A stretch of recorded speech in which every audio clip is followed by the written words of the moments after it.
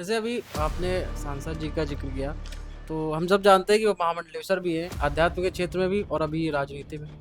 तो आपको क्या उनका मार्गदर्शन जो है वो समय-समय पर मिलता रहता है, क्योंकि उनका जो सामंजस्य है राजनीति और आध्यात्मिकता की ओर दोनों में है। तो क्या आपको ऐसा मार्गदर्शन उनका मिलता रहता है समय-समय पर? नहीं, डॉक्टर साक्षी जी, महाराज जो जी। सांसद हैं वो राष्ट्रीय स्तर के नेता बिल हैं। राम मंदिर के पुरोधा भी पुरोधा है, हैं। बिल्कुल। उनका योगदान है जी। राम मंदिर में। तो हमारा सौभाग्य है कि ऐसे सांसद को हम लोग पा के हाँ। अपने को गौरव की अनुभूति करते हैं और कभी भी किसी विधायक के कार्य क्षेत्र में हस्तक्षेप नहीं करते हैं। ये हम लोगों का सौभाग्य है। नहीं, अन्य जिलों में सांसद और विधायक आपस जी। में लड़ते हैं, भिड़ते हैं, लेकिन कभी भी सांसद और विधायक के बीच उन्नाव में कभी कोई ऐसी बात नहीं आई। आपके मन में ये कैसे विचार है कि चलो अब हम भविष्य में विधायक बनेंगे? विधायक बनने का जो है कैसे आपके मन में ऐसा विचार आया? क्या कुछ कहेंगे ऐसा इसके है, बारे कोई में? सपना नहीं था, ये जी, संयोग ही सही समझिए। हो। आम के एक्सपोर्ट को बढ़ाने के लिए आप कुछ ऐसी योजना लाना चाहते हैं आप? नहीं, योजना तो है। जी। आगरा एक्सप्रेसवे के किनारे पर घूरामऊ ग्राम सभा है। लगभग 100 सवा 100 बीघे सरप्लस लैंड ग्राम हुँ, सभा की है। वहाँ पर एक मैंगो से बनने वाली मैंगो रस, मैंगो स्वीट, हुँ, मैंगो कैंडी, हुँ, मैंगो टॉफ़ी, इस तरह मैंगो से बनने वाले जितने प्रोडक्ट हैं, हुँ, मुख्यमंत्री जी ने आश्वासन दिया है कि हुँ, अब मैं ऐसी फैक्ट्रियाँ लगाऊंगा हुँ, तो किसान का आम हुँ। का उचित मूल्य मिलेगा, ऐसा मुख्यमंत्री जी ने विश्वास दिलाया है। कुल मिला के युवाओं के रोजगार के लिए भी काम हुआ है। रोजगार के लिए भी मैंने काम किया। हाँ। मुहान रोड जो कि आपकी पिछली विधानसभा में आपके खिलाफ सबसे बड़ा मुद्दा था, उसको आपने कैसे सॉल्व किया? जैसे कि ऐसा था बिल्कुल। कि तो होता क्या था कि जो दुकान और मकान है उनके ड्रेनेज का पानी का कोई हुँ, निकासी का रास्ता नहीं था। मैंने पीडब्ल्यूडी के अधिकारियों को बुलाया उसे, तो उन्होंने कहा विधायक जी जब तक दोनों तरफ नाले नहीं हाँ। बनेंगे तब तक ये रोड बनवाओगे खराब हो जाएगी, बनवाओगे खराब हो जाएगी। 3.5 मीटर को मैंने 7 मीटर किया और 7 मीटर को मैंने 10 मीटर करने का काम किया अपने ही 17 से लेके 22 तक। 22 के कार्यकाल में।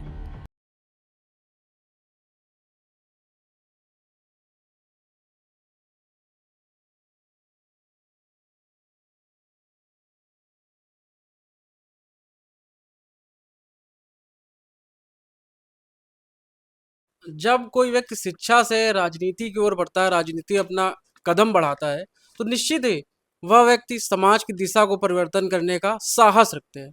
आज हमारे पॉडकास्ट में जो मेहमान हैं, उनकी भी जीवनी, उनके भी जो इतिहास है, कुछ इसी प्रकार का है। वो शिक्षा के जगत में अपना अमूल योगदान देते हुए उसके बाद आज फिर अपने संघर्षों से और अपने कठिन परिश्रम से विधायक बने हैं और आज वह हमारे साथ हैं। सबसे पहले हम उनका परिचय आपसे कराते हैं। मोहान विधायक ब्रजेश राव जी, भाई साहब, आपका बहुत-बहुत स्वागत है हमारे धन्यवाद, पॉडकास्ट में। आपका भी स्वागत, बहुत बहुत जी, बधाई। तो आप दीर्घायु हों, यश यू हों, वैभवशाली खुशहाल हों और आगे जी, बढ़ें। धन्यवाद सर।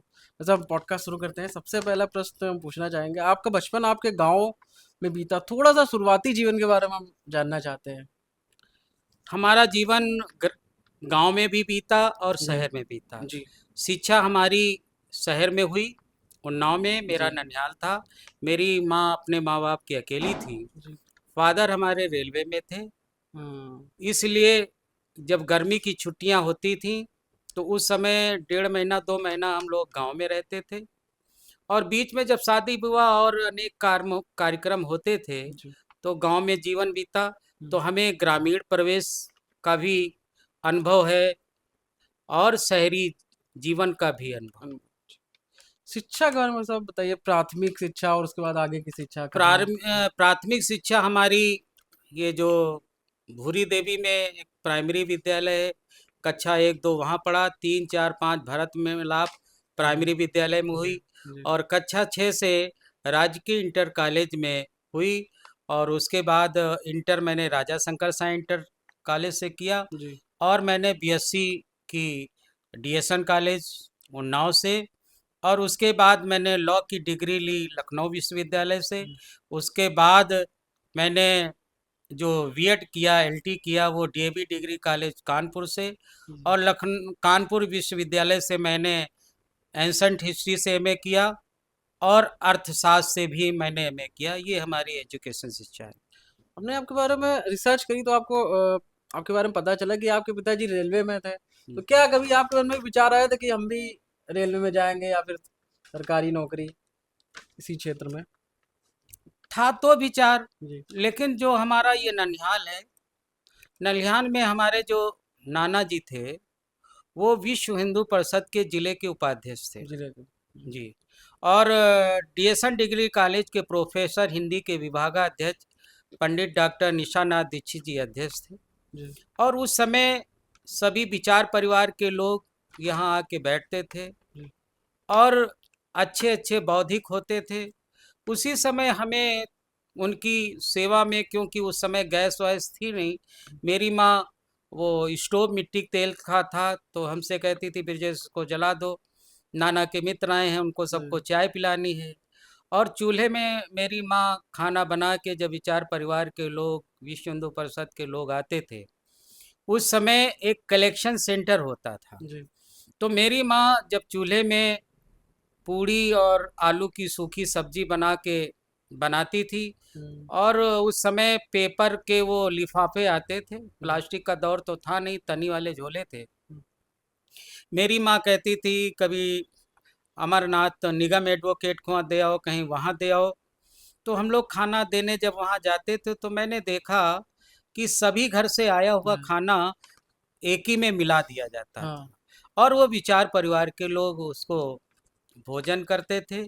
इस तरह से जो समाज में कुरीतियाँ, ऊंच नीच, छुआछूत हम्म, की बुराइयां व्याप्त थी, हम्म, विचार परिवार ने उन्हें दूर करने का काम किया। और इसका दूरगामी परिणाम आज ये निकला कि आज भाईचारा है, और सनातनी हिंदू सब एक होके एक पास बैठ के सब लोग भोजन करते हैं। बिल्कुल। और छुआछूत लगभग अब समाप्ति समझिए। कुछ जी, ऐसे अनपढ़ लोग, उस कुछ राजनीतिक लोग हम्म, उसको हवा देने का काम करते हैं, जातियों में बांटने का काम करते हैं। लेकिन विचार परिवार ने बड़े अथक परिश्रम के बाद राष्ट्र के जितने निवासी हैं, सबको एक साथ बैठाने का काम किया। और संघ में अगर आप कभी गए हो तो आप देखिए, हम्म, अगर संघ का कार्यक्रम चल रहा है, आप विधायक हैं, सांसद हैं, हम्म। कोई मतलब नहीं कि आपको आगे बैठाया जाए। जिस समय आप जहां प्रवेश करेंगे, उसी स्थान पे आपको बैठना पड़ेगा। ये आज भी नियम है। हमने आपके बारे में थोड़ा सा रिसर्च किया तो ये भी पता चला था कि आपके पिताजी वकालत करते थे, उसके बाद फिर आप भी वकालत करने लगे थे। तो क्या इस इस फील्ड में आपने कैसे कदम रखा था? हमारे पिताजी 31 दिसंबर जी, 1984 को रेलवे से सेवानिवृत्त हुए थे। जी, एक गरीब परिवार से अथक परिश्रम करके पढ़े लिखे, बासी रोटियां खा के हम्म, हमारी दादी सुबह 4 बजे उठती थी, 4 बजे के लगभग, जी, और इतना अनाज पीसती थी जिसे दोपहर में जो चरवाहा और हलवाहा, हम्म, क्योंकि उसमें ट्रैक्टर थे नहीं थे, बैलों से भैंसों से जोता जाता था, खेती बाड़ी होती थी, तो हलवाहा भोजन कर ले और शाम को भोजन बन जाए।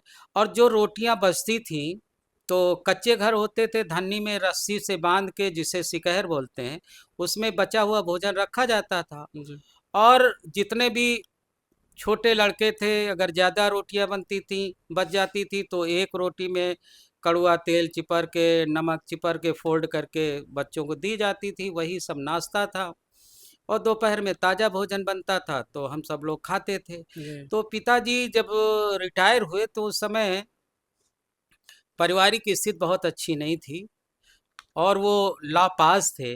तो उन्होंने उन्नाव में सरकारी वक्त, क्योंकि पेंशन उनको रेलवे से मिलती थी, जी, तो अपना समय पास करने के लिए बैठने लगे थे। हम्म, और हमारे नाना जी के जो छोटे भाई थे, श्री जगन्नाथ प्रसाद जी, जी, तो उस समय अनुसूचित जात का कोटा होता था, वो हम्म, सरकारी वकील थे, हम्म, डीजीसी जिनको बोलते जी, हैं। जी, जी, तो हमारे पिताजी रेलवे से पहले चकबंदी में काम किया था कुछ दिन, हम्म, फिर रेलवे में चले गए तो चकबंदी की नौकरी छोड़ दी थी। हम्म, तो उनको राजस्व का बहुत अच्छा ज्ञान था। राजस्व का। हाँ, तो जब वो वकालत में गए अपना समय पास करने के लिए, तो वहाँ विधवाओं से वो कोई अपना पारिश्रमिक नहीं लेते थे।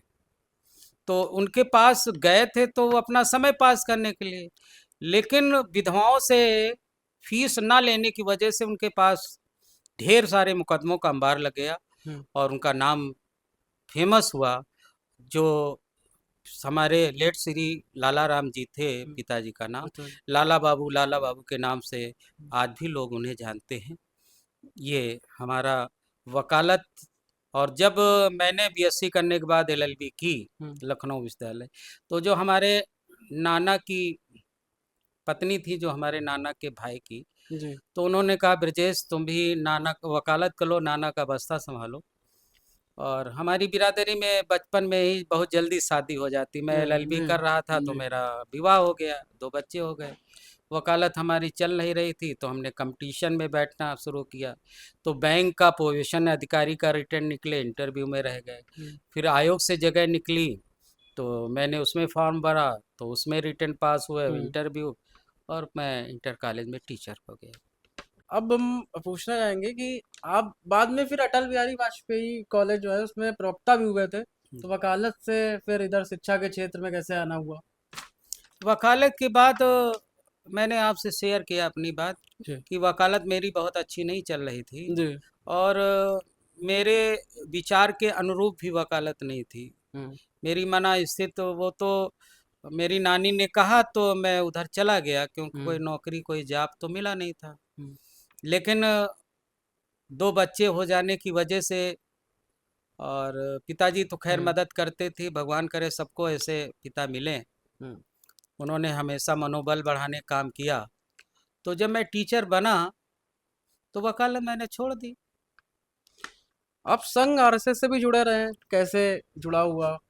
जुड़ाव क्या, ननिहाल से हमें विरासत में हम्म, संघ का परिवार मिला। मैंने बताया कि मेरे नाना जी हम्म, श्री छेदीलाल सत्यार्थी जी, जी, वो विश्व हिंदू परिषद के जिले को उपाध्यक्ष थे हम्म, और उन्होंने समाज को जोड़ने का काम किया। और जब मैं चुनाव लड़ने गया तो उसका लाभ मिला कि फला व्यक्ति का ब्रजेश रावत नाती है, और उन्होंने सामाजिक काम भी किए।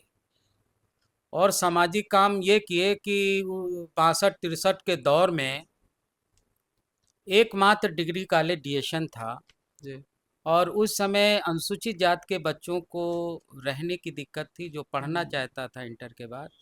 तो हमारे नाना जी ने 2 छात्रावास यहाँ अनुसूचित जात के बच्चों के लिए खोलने का काम किया। जी, एक महात्मा गांधी काशिफ अली शराय में छात्रावास, और एक मान कुंवारी देवी छात्रावास गांधीनगर में।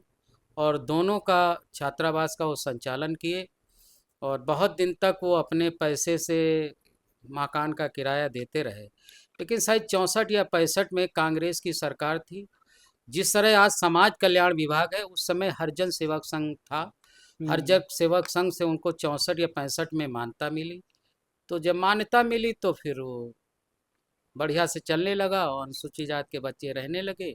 उनको वजीफा स्कॉलरशिप भी मिलने लगा, छात्रावास से भी हम्म, और शिक्षा का भी। इसलिए बड़ी संख्या में बच्चे निकल के नौकरी किए हम्म, और अपने परिवार का नाम रोशन किए और देश और राष्ट्र की सेवा में लगे। हम्म। आज उनकी संख्या बहुत बड़ी है। तो कुल मिलाकर संघ में आपका जुड़ाव विरासत के रूप में हाँ, हुआ। विरासत के रूप में मिला। हाँ, और हमारे पर किसी राजनीतिक पार्टी का नहीं है। जी, मैं मूलतः संघ और भाजपा का ही रहा, और अनेक पदों पर मैंने काम किया है। जी, 90 से 92 तक युवा मोर्चा में जिले का उपाध्यक्ष रहा। जी, उसके बाद अनुसूचित मोर्चे में आया, हम्म, और उसमें काम करते करते मैं 2018 तक अवध प्रांत का महामंत्री अनुसूचित मोर्चे का था। जब जी, मैं विधायक बन गया तो मैंने फिर निवेदन किया कि भाई ऐसे आदमी को रखो जो काम कर सके। जी। आपने राजनीति में कदम कब रखा? क्योंकि आपका एक लंबा संघर्ष रहा है, शिक्षा के क्षेत्र में भी आप रहे, वकालत के क्षेत्र में वकील भी रहे। तो उसके बाद फिर राजनीति हमारा कैसे क्या ये फील्ड राजनीति सेट हुई? में ये मैंने बताया ना कि जी। पिताजी तो हमारे सर्विस में थे, राजनीति से कोई लेना देना तो हुँ, नहीं था। लेकिन नाना जी के जो विचार परिवार के लोग, विश्व हिंदू परिषद के लोग, अनेक संगठनों को लोग आते थे, हुँ। और उस समय छात्र नेताओं का दबदबा था। चौथ नंबर पे। हाँ, डीएसएन कॉलेज जिले का एक होने की वजह से जो छात्र संघ का चुनाव लोग लड़ते थे, वो नाना जी के पास आते हुँ, थे, भाई बच्चों से कहिए हमें वोट करें। इस तरह हुँ, से सभी प्रत्याशी आते थे। जी। तो कहीं ना कहीं हमारे नाना जी जब कह बोलते थे भाई चाय चाय ले आओ, इनके लिए पानी ले आओ, तो हुँ, सेवा में लगते लगते उन्हीं से हमें थोड़ा बहुत राजनीति की प्रेरणा हुँ, मिली, हुँ। और उसी प्रेरणा का हम हमें आगे चल के लाभ मिला है जैसे कि राजनीति में आने का। जैसा कि आपने बताया आप 1992 में भाजपा युवा मोर्चा के उपाध्यक्ष रहे, बाद में अनुसूचित मोर्चा के क्षेत्रीय महामंत्री भी रहे हम्म। और आप अभी विधायक हैं। तब से लेकर अब तक राजनीति के इस वातावरण में क्या कुछ अंतर आपको देखने को मिला, आपके दृष्टिकोण से?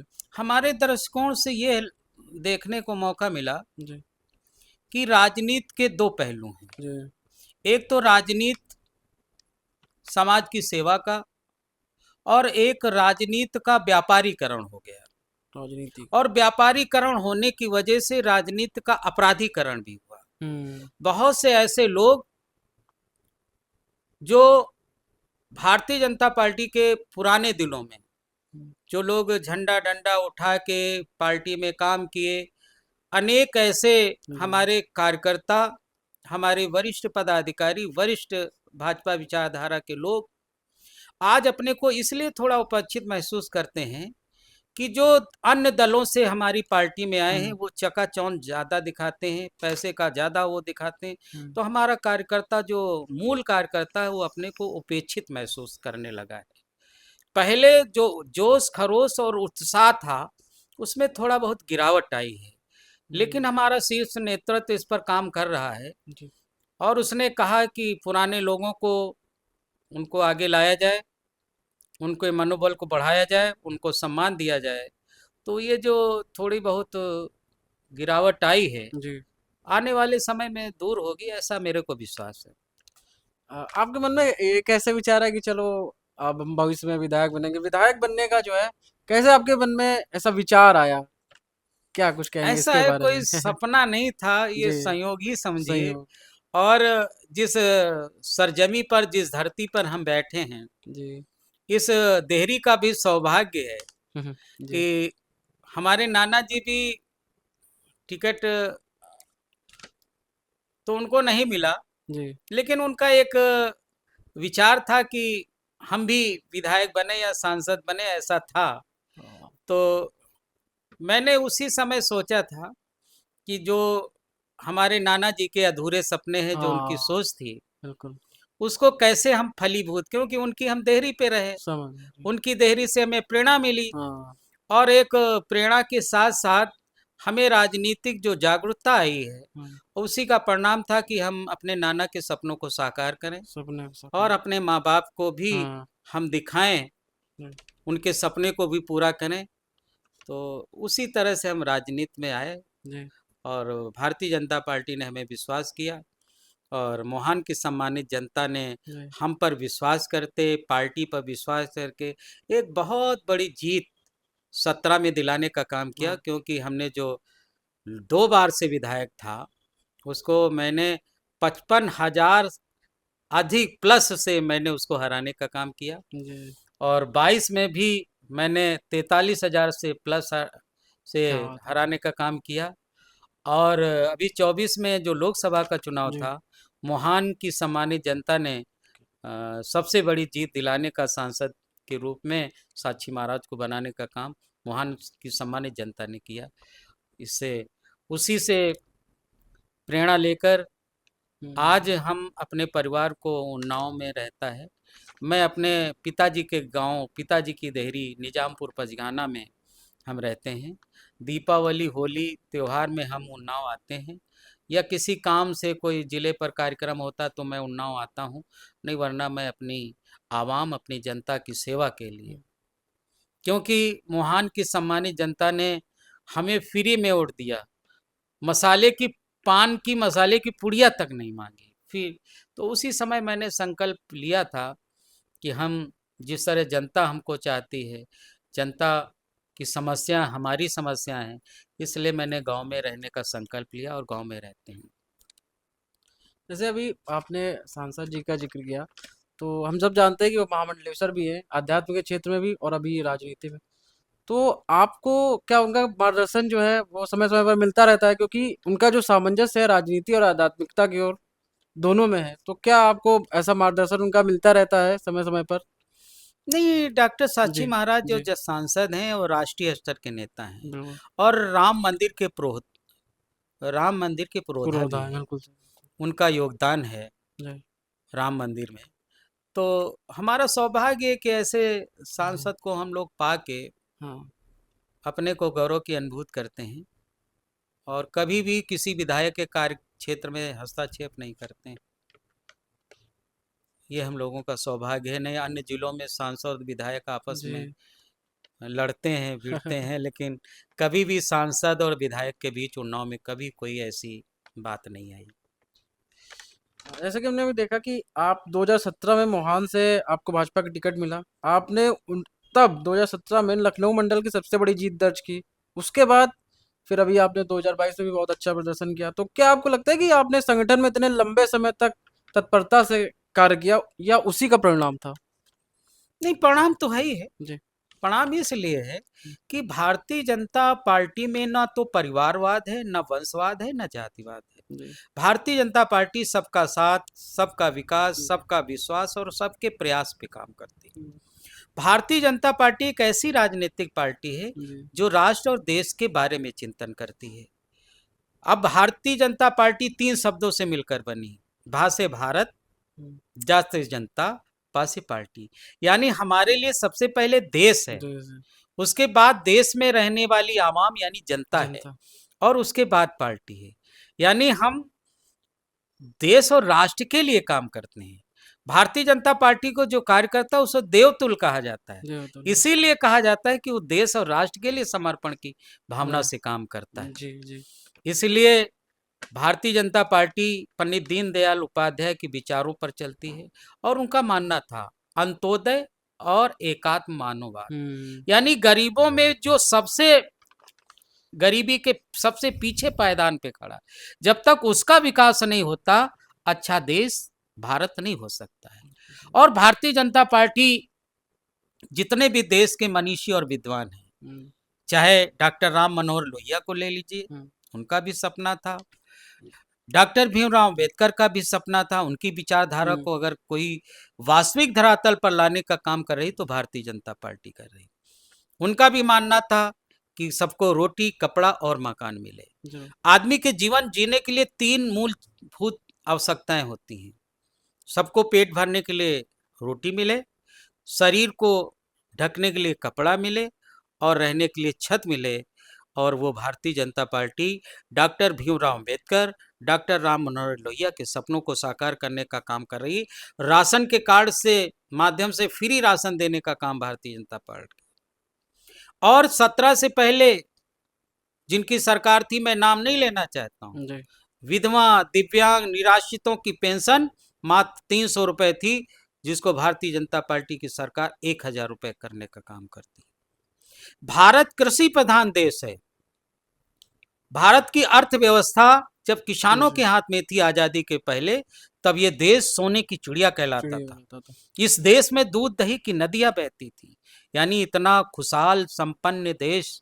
इसीलिए तो हमेशा विदेशियों की नजर भारत पे लगी रही। जी। भारत कैसे सोने की चिड़िया बने, कैसे इस दूध दही की नदियां बहें, इस पर भारतीय जनता पार्टी काम कर रही है। और 2047 तक भारतीय जनता पार्टी ने एक प्लान बनाया है।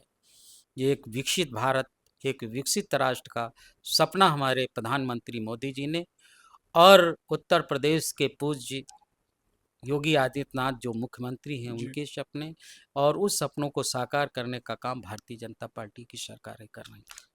आप अब तक की अपनी यात्रा का श्रेय किसको देना चाहेंगे? देखिए, हमारे अगर दो महान पुरुष हैं, जी। एक पंडित दीनदयाल उपाध्याय उनसे मैंने प्रेरणा ली, जी। क्योंकि भारतीय जनता पार्टी का कार्यकर्ता होने के नाते। बिल्कुल। दूसरे डॉक्टर भीमराव अंबेडकर के विचारधारा और उनका संघर्ष, हुँ, और उनका ऐसा संघर्ष कि उन्होंने भी एक अच्छे भारत, खुशहाल भारत, संपन्न भारत का जो सपना देखा था, और उस पर भारतीय जनता पार्टी काम कर रही है। हुँ, मैंने बताया ना आपको जी।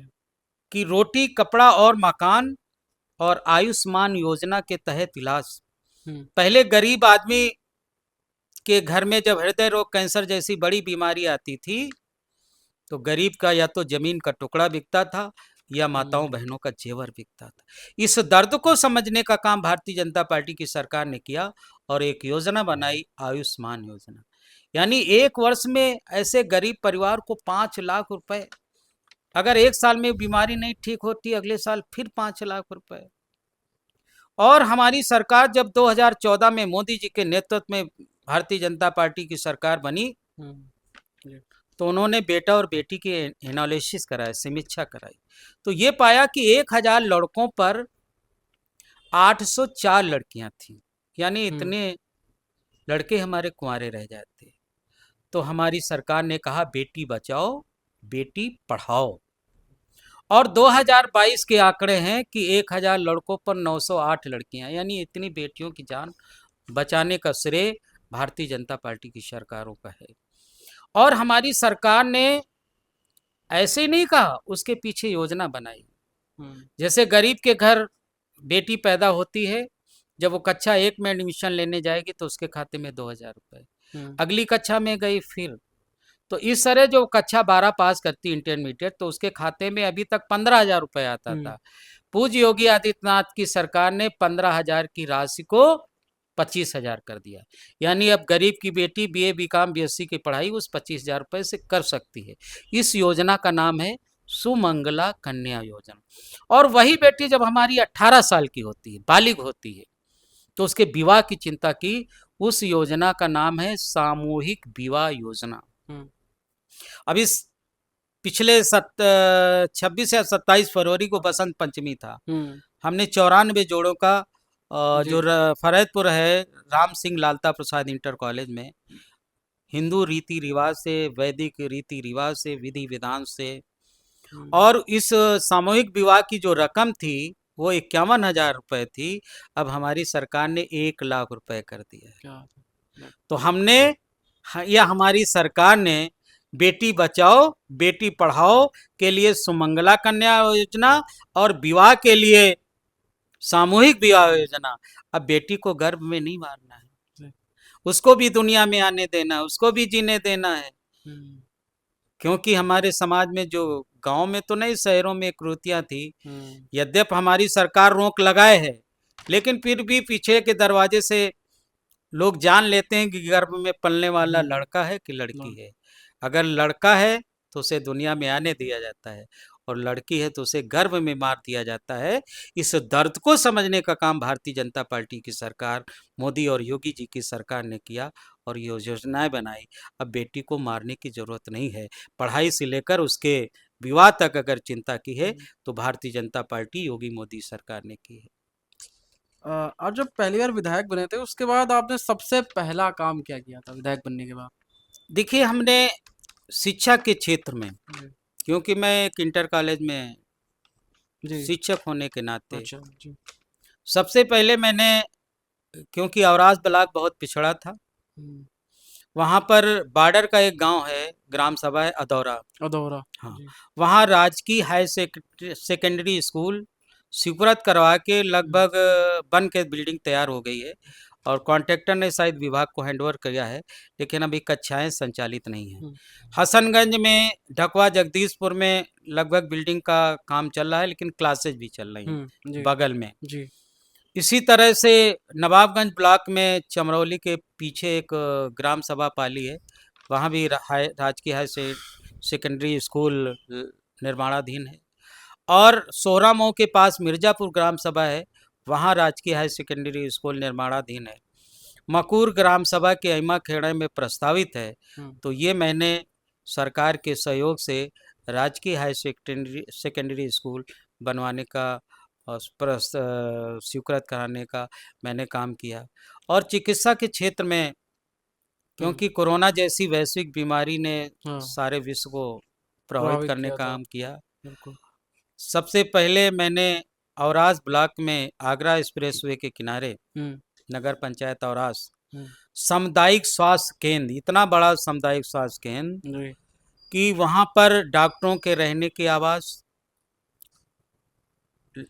फार्मासिस्ट के रहने की आवास, हम्म। लैब टेक्नीशियन के रहने की आवास, हम्म। इस तरह से आवास भी हैं। और वहीं पर मैंने अपनी निधि के सहयोग से ऑक्सीजन प्लांट, स्वचालित ऑक्सीजन प्लांट मैंने लगवाने का काम किया। जो और उसके बाद 37 लाख की लागत से जो हॉस्पिटल के वार्ड थे, वहाँ ऑक्सीजन लाइन, पाइपलाइन बिछवाने का काम किया। क्योंकि आगरा एक्सप्रेस वे पे एक्सीडेंट होने से, जो भी एक्सीडेंट होते हैं उनका लाभ अवराज के क्षेत्र में सामुदायिक स्वास्थ्य केंद्र से मिल सके। और हम्म। जो हमारे माननीय पूर्व विधानसभा अध्यक्ष पंडित हृदय नारायण जी। दीक्षित जी से मैंने उद्घाटन भी कराया था। जी। इसी तरह से आपके हसनगंज में ग्राम सभा संदाना है, वहाँ पर धीर खेरा ग्राम सभा में प्राथमिक स्वास्थ्य केंद्र, हम्म। चांदपुर झलई में होम्योपैथिक स्वास्थ्य केंद्र, अजगैन में आयुर्वेदिक चिकित्सालय, इस तरह से पशु चिकित्सालय भी कई मैंने किया, जैसे औरास के शाहपुर तोंदा हम्म। और आपका नवाबगंज, आपका भौली, इस तरह से पशु चिकित्सालय। और मैंने स्वास्थ्य केंद्र के बारे में आपको बताया डिटेल जी। से, इस पर मैंने काम किया है। और डेवलपमेंट में आप देखिए तो मैंने ऐसा कोई गांव नहीं छोड़ा है जिसको मैंने पक्के मार्गों से न जोड़ा हो। नहीं। 17 में जब पहली बार औरास ब्लॉक गया था, जी। तो यहाँ इतना पिछड़ा था कि कभी भारतीय जनता पार्टी 17 से पहले औरास ब्लॉक जीती ही नहीं। हम्म। और वहाँ एक गांव से दूसरे गांव जाने के लिए कच्चे मार्ग थे, इतना धूल धूसरित हम लोग हो जाते थे। हम्म। तो मैंने उसी समय संकल्प लिया था कि ब्रजेश रावत की कलम में अगर ताकत आई तो ये सब हम्म। मार्ग मैं पक्के कराऊंगा। जी। आज आप देख लीजिए कि मैंने आगरा एक्सप्रेस औरास में उतारा ही बनवाया, इसके पहले उतारा नहीं था। एक मैंने मठरिया जो मोहान से मलियाबाद जा रहा, जी। वहाँ भी मैंने आगरा एक्सप्रेस वे उतारा बनाया, औरास में भी बनाया। और मोहान से औरास बहुत छोटा रास्ता था, जिसको 10 मीटर मैंने कराने का काम किया। और औरास से रहीमाबाद, जो मलिहाबाद विधानसभा को जोड़ने वाला है, उस पर भी 10 मीटर का मैंने स्वीकृत करा दिया। और यहीं मिर्जापुर अजगांव है, मिर्जापुर अजगांव में सई नदी पर एक पुल मैंने बनवाने का काम किया, लगभग कंप्लीट है। उसी तरह से मोहान और हसनगंज को जोड़ने वाला मुगल कालीन पुल था, उसके बगल में भी 70-80% काम पुल का पूरा हो गया है। जी। उसी जगह आगे थोड़ी दूर पर भोगला है, वहाँ हम्म। भी पुल सई नदी पर स्वीकृत है। और बॉर्डर हमारा जो नवाबगंज में रानीपुर कोटवा है, वहाँ का तो हमने माननीय विधानसभा अध्यक्ष सरदेय हृदयनाथ दीक्षित जी के नेतृत्व में मैंने उसका भी उद्घाटन कर दिया। इस तरह मैंने पुलों के रूप में काम किया। और एक हमारे क्षेत्र में औरास में कोठली धाम है, ऐसे हम्म। संत महात्माओं का, तो उस तरफ रहीमाबाद मलिहाबाद है, उसको भी मैंने एक छोटा पुल, वेता नाले के नाम से छोटी नदी, उस पर बनवाने का काम किया। इस तरह से एक और बेहता नली पे पुल मैंने अदौरा के सामने बनवाने का काम जी। किया। जी। इस पर काम मैंने किया है। और रोडों को काम तो मैंने बहुत, ऐसा कोई गांव नहीं जिसको मैंने पक्के मार्गों से न जोड़ा हो। आप हसनगंज से रसूलाबाद चौड़ीकरण, अजगैन से मोहान चौड़ीकरण, मोहान से मलिहाबाद चौड़ीकरण, और एक हरौनी से जो मोहान आ रहा है, तो वहाँ पर एक चौराहा है जिसे लगपेड़ा चौराहा कहते हैं, आए दिन एक्सीडेंट होते थे। जी। वहाँ बहुत बड़ा सौंदर्यीकरण और बहुत बड़ा चौराहा मैंने बनाने का काम किया है, उस पर काम चल रहा है। और मोहान से अब भारी वाहन जो हरौनी से आएंगे हम्म। वो नहीं जाएंगे, बाहर ऊंच द्वार के लिए मैं एक चौड़ा सुगरत बाईपास लगभग निर्माणाधीन है। इस तरह से मैंने हम्म, रोडों के क्षेत्र में बड़ा काम किया है। जी अब अजगैन से मुंशीगंज मैंने सरकार को लिखा है, वो भी जी उसको स्वीकृत मिलने वाली है। जी। नवई से नारायणपुर हम्म, चौड़ीकरण मार्ग बहुत बढ़िया बना हुआ है। हम्म, लगभग रोडों के बारे में सभी काम मैंने किए हैं।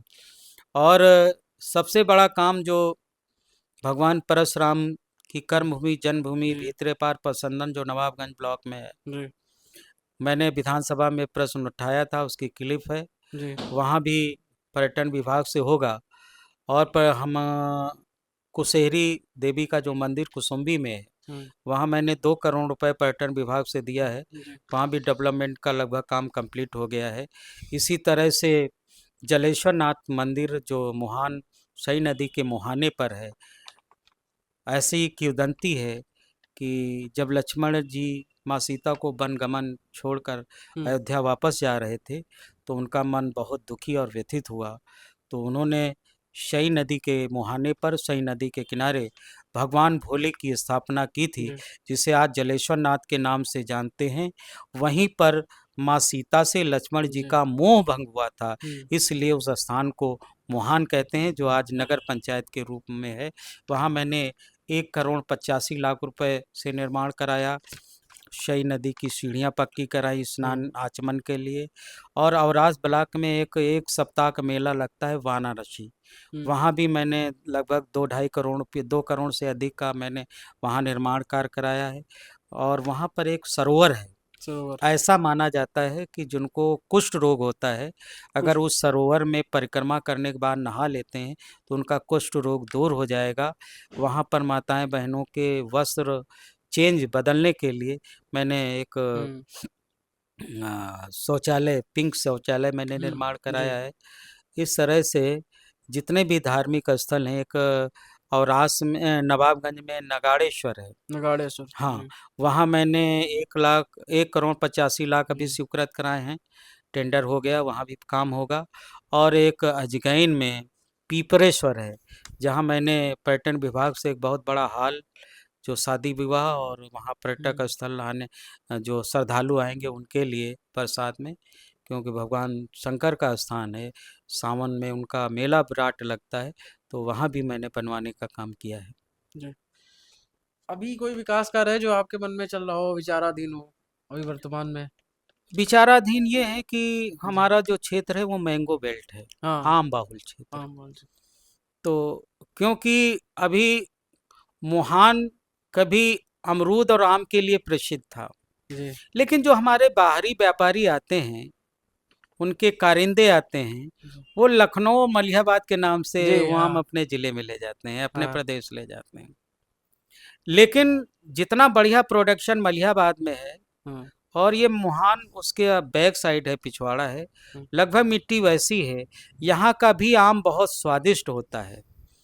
तो पहले तो हमारी प्राचीन मंडी थी मुहान, अब हो गई है फरहेदपुर।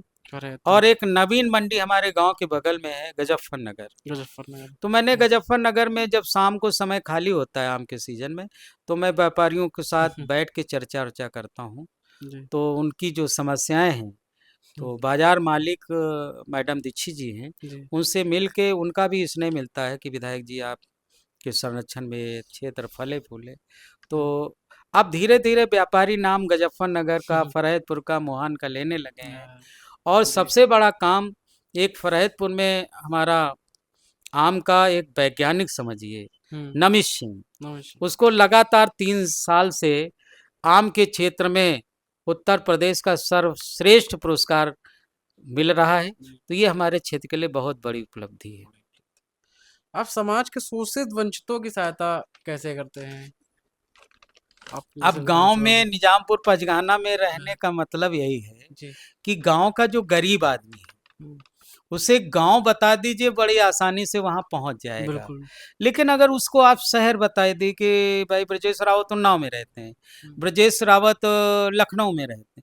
मोस्टली हमारे क्षेत्र में अभी तक जितने विधायक हुए, विधायक बनने के बाद कोई क्षेत्र में नहीं रहता था। हाँ ये पहला उदाहरण है कि ब्रजेश रावत शहर उन्नाव से और लखनऊ के विधायक निवास को छोड़ के निजामपुर पचगाना जो हसनगंज है, क्योंकि एक विधानसभा में एक ही तहसील होती है। बिल्कुल मोस्टली गांव गरीब किसान मजदूर का काम तहसील से होता है या थाने से होता थाने है। से होता है। अब राजनीतिक जो माफिया थे, हम्म, जिनका विचार था कि गरीबों की जमीन पे कब्जा करो हम्म, और अपने प्रभाव का, राजनीतिक प्रभाव का दुरुपयोग करो, उस व्यवस्था को मैंने दूर करने का काम किया है। इसलिए मुहान की सम्मानित गरीब जनता हमारे साथ है। जितने राजनीतिक माफिया वो हमारे विरोधी हो सकते हैं, क्योंकि गरीब की जमीन पर, जायदाद पर, मकान पर, दुकान पर कब्जा नहीं कर पा रहे हैं, इसलिए वो ब्रजेश रावत को अपना दुश्मन मानते हैं। लेकिन हमारी जो ग्रामीण क्षेत्र गांव गरीब किसान मजदूर है, वो ब्रजेश रावत पर अटूट विश्वास करता है। उसी का परिणाम है कि 17 में अपार विजय, 22 में अपार विजय और 24 में अपार विजय। जी। आपके क्षेत्र में आम की सबसे बड़ी मंडी है। आम के एक्सपोर्ट को बढ़ाने के लिए आप कुछ ऐसी योजना लाना चाहते हैं आप? नहीं, योजना तो है। जी। अभी जब बरसात हो जाती है तो जैसे लखनऊआ एक आम होता है, लखनऊ का। रसीला होता जी। है। दशहरी तो पहले बिक जाती है, चौसा की अच्छी डिमांड है, लेकिन जो लखनऊआ सफ़ेदा करके आम है, उसकी उसको किसानों को नहीं मिल पाता है उचित दाम। उसके लिए मैंने विधानसभा में अपनी इस बात को रखने का प्रयास किया है कि यहाँ पर आगरा एक्सप्रेसवे के किनारे पर घूरामऊ ग्राम सभा है। लगभग 100-125 बीघे सरप्लस लैंड ग्राम सभा की है। वहाँ पर एक मैंगो से बनने वाली मैंगो रस, mango sweet, mango candy, mango toffee, इस तरह मैंगो से बनने वाले जितने प्रोडक्ट हैं, मुख्यमंत्री जी ने आश्वासन दिया है कि अब मैं ऐसी फैक्ट्रियां लगाऊंगा तो किसान का आम का उचित मूल्य मिलेगा, ऐसा मुख्यमंत्री जी ने विश्वास दिलाया है। और वैसे भी मैं आपको बता दूं, युवा बेरोजगारों के लिए अगर उन्नाव में सबसे बड़ा काम हुआ है तो भारतीय जनता पार्टी की सरकार पूज्य योगी आदित्यनाथ और पूज्य मोदी जी के नेतृत्व में चंडीगढ़ यूनिवर्सिटी बहुत बड़ा स्थानीय लोगों को जिस स्तर का है उसको रोजगार मिलने।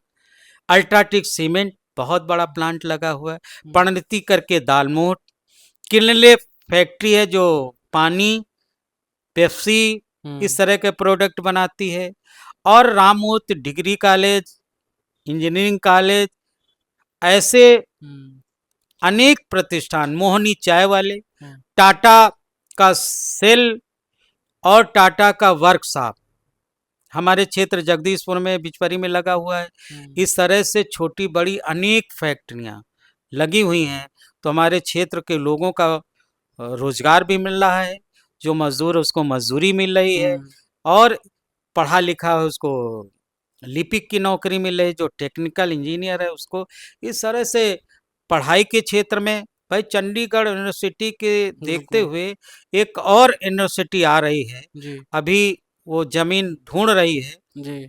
और तहसील प्रशासन से मैंने कहा है, उसकी रैंकिंग चंडीगढ़ यूनिवर्सिटी से अच्छी है, ज़्यादा है, पणनीति करके भी है, प्रिंस करके है, और अनेक काम हो रहे हैं धीरे धीरे। छोटे मोटे प्लांटों का तो मैंने जिक्र ही नहीं किया, जो बड़े बड़े प्लांट है मैंने उसका जिक्र। कुल मिला के युवाओं के रोजगार के लिए भी काम, रोजगार के लिए भी मैंने काम किया। मुहान रोड जो कि आपके पिछली विधानसभा में आपके खिलाफ सबसे बड़ा मुद्दा था, उसको आपने कैसे सॉल्व किया? ऐसा था कि मुहान अजगैन से जो मुहान है, वहाँ रोड के किनारे नई बसावटें हो गई। तो होता क्या था कि जो दुकान और मकान है उनके ड्रेनेज का पानी का कोई निकासी का रास्ता नहीं था। मैंने पीडब्ल्यूडी के अधिकारियों को बुलाया। अब जैसे अजगैन रेलवे क्रॉसिंग के बाद इतना पानी इकट्ठा हो जाता था कि एक छोटी मोटी तलैया जैसी बन जाती थी। तो मैंने जब अधिकारियों को बुलाता, क्योंकि हम भी उसी रास्ते से आते जाते थे गांव से, तो उन्होंने कहा विधायक जी जब तक दोनों तरफ नाले नहीं बनेंगे तब तक ये रोड बनवाओगे खराब हो जाएगी, बनवाओगे खराब हो जाएगी। 3.5 मीटर को मैंने 7 मीटर किया और 7 मीटर को मैंने 10 मीटर करने का काम किया, अपने ही 17 से लेके 22 के कार्यकाल में। आज रोड आप देखिए, हम्म आप देखिए कि रेलवे लाइन पे जो जाम लग जाता था, अब कोई एम्बुलेंस बीमार आदमी को ले जा रही, फाटके नहीं खुल रहा। हम्म तो वहां पर जगदीशपुर बिचपरी रेलवे क्रॉसिंग पे पुल स्वीकृत, अजगैन में लगभग 70-80% निर्माणाधीन है, आगे कुसुम्भी में, और कुसुम्भी और अजगैन के बाजार के बीच अंडरपास, हम्म इसी तरह जैतीपुर में पुल और अंडरपास, हम्म। ये काम चल रहे हैं, जो दोनों गवर्नमेंट के, केंद्र सरकार और राज्य सरकार के सहयोग से। तो आज आप चूंकि पॉडकास्ट हो चुका है, आज आप कुछ संदेश देना चाहेंगे अपनी विधानसभा के लिए या फिर युवाओं के लिए हमारे मंच से? कोई संदेश देना चाहते सहयोग हैं? संदेश ये देना हम्म, चाहते हैं जी।